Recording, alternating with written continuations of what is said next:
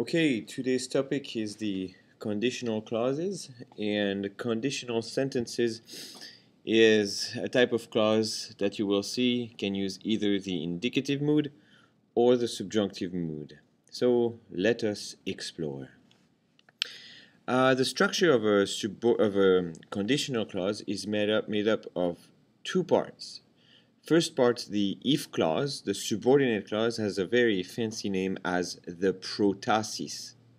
The protasis is the clause that starts with if. In Latin, the word if is si, and its negative is the form nisi. This is the part of the sentence that would express the condition.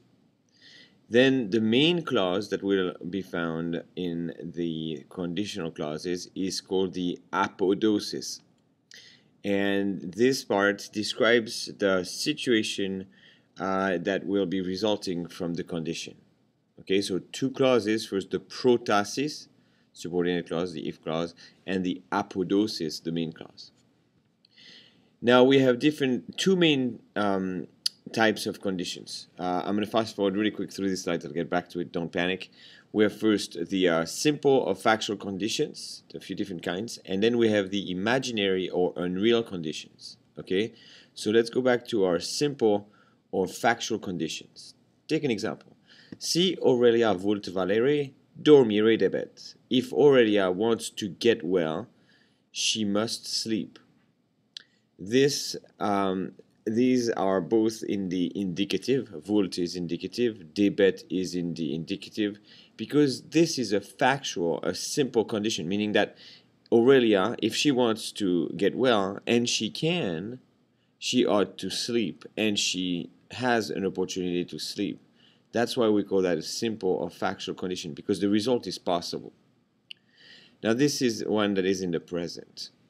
You can express a simple factual condition in the future time. And to express simultaneity in the future, you can use the future tense. Like in si Aurelia valebit auxilium feram.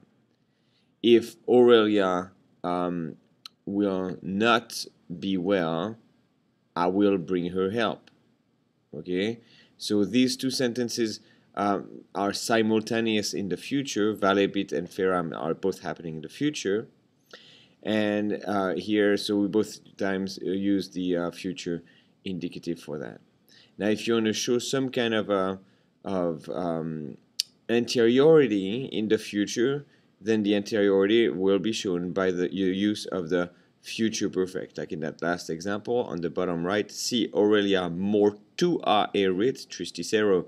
If Aurelia literally will have died, tristicero, I will be sad. Okay, so the dying happens before the sadness. If Aurelia will have died, I will be sad. Okay, I think in English you can say if Aurelia dies, I will be sad.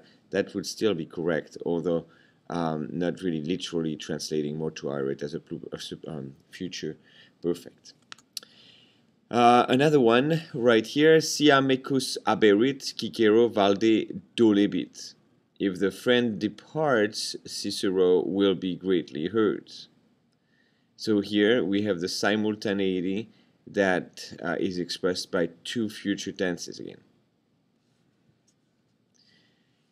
Si Aurelia ad forum ambulaverit, sextus ad thermas ibit.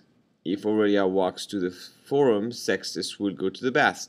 Now, this, again, ambulaverit future perfect expresses anteriority, okay, in the protasis, and then the main one is in the future. So here the walking is happening before the going. Now we have a second type of conditional clauses, those that we call imaginary or unreal, where the speaker imagined that something might have happened in the past but actually did not. For that, the key word right here is the past. If this condition that should have happened but didn't is in the past, then you use the pluperfect in both clauses. Si Helvetii Caesarem vicissent, but they didn't. Potentissimi fuissent, but they didn't. Right? So if the Helvetians vicissent had conquered Caesar, And here where Vicky sent in the pluperfect subjunctive because they actually did not conquer Caesar. But if the Helvetians had conquered Caesar's pluperfect subjunctive, they would have been very powerful, but they aren't. Pluperfect subjunctive puissant as well. So that's unreal in the past.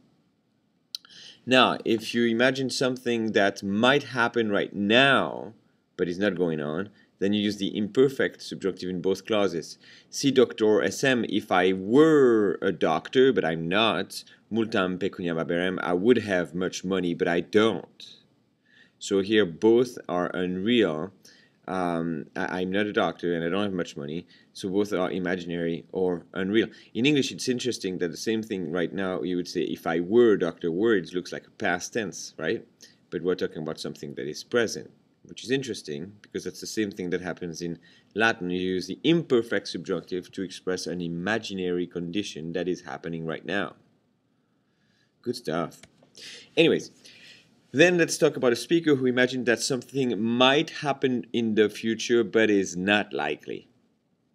For that, you're going to use the subjunctive present in both clauses. So same kind of context as the doctor and the money before. Si doctor sim, if I were to become a doctor, or if I were to be a doctor, but I'm not going to. That's unreal in the future. Multam pecuniam habeam, I would have much money. Now for this, I know there's still a possibility that I could become a doctor, very unlikely, so you put that in the subjunctive present. But here there's no certainty that I might not, although it's very unlikely. And sometimes you find some mixed conditions in there. Sometimes you mix the two tenses, like si laborem confecises, if you had done your work, nunc discedere posses, now you could leave. But you didn't do your work, so now you are not going to leave.